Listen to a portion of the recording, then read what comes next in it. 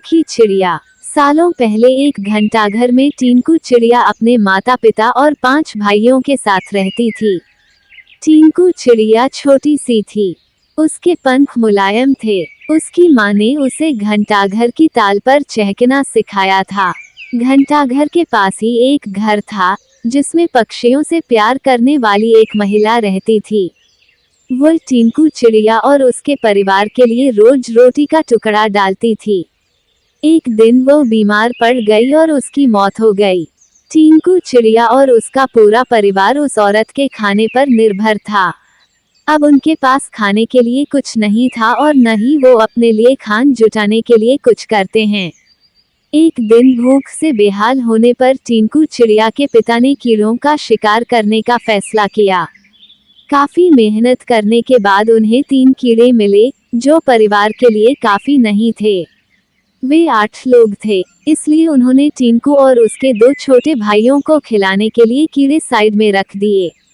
इधर खाने की तलाश में भटक रही टिंकू, उसके भाई और उसकी माँ ने एक घर की खिड़की में चोंच मारी ताकि कुछ मिल जाए, लेकिन कुछ नहीं मिला। उल्टा घर के मालिक ने उन पर राख फेंक दी, जिससे तीनों भूरे रंग के हो गए। उधर काफी तलाश करने के बाद टिंकू के पिता को एक ऐसी जगह मिली जहां काफी संख्या में कीड़े थे। उनके कई दिनों के खाने का इंतजाम हो चुका था। वो जब खुशी खुशी घर पहुंचा तो वहां कोई नहीं मिला।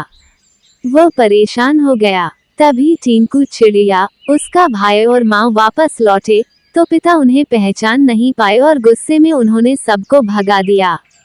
टिंकू ने पिता को समझाने की काफी कोशिश की।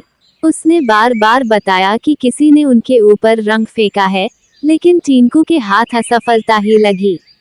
उसकी माँ और भाई भी निराश हो गए, लेकिन टिंकू ने हार नहीं मानी।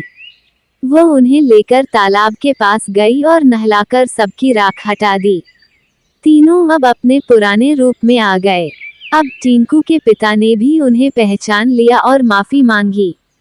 अब सब मिलकर खुशी खुशी एक साथ रहने लगे। उनके पास खाने की भी कमी नहीं थी। कहानी से सीख, कभी भी किसी पर पूरी तरह निर्भर नहीं रहना चाहिए। इंसान को खुद मेहनत करके अपनी जरूरत की चीजों को जुटाना चाहिए।